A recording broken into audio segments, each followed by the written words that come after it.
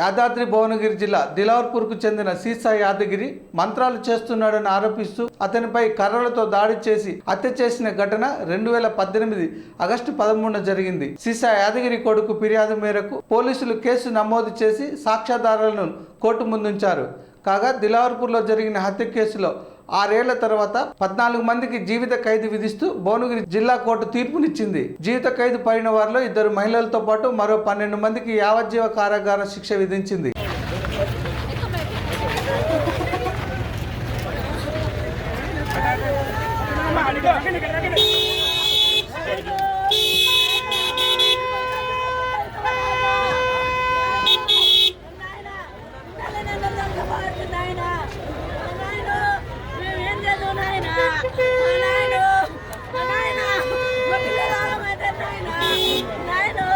మీకందరికి దండం పెడతా సార్లు చిన్న పిల్లలు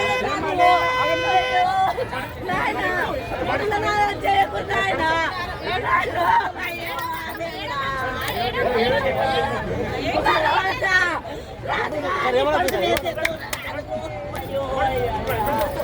అయ్యో దేవుడా అయ్యో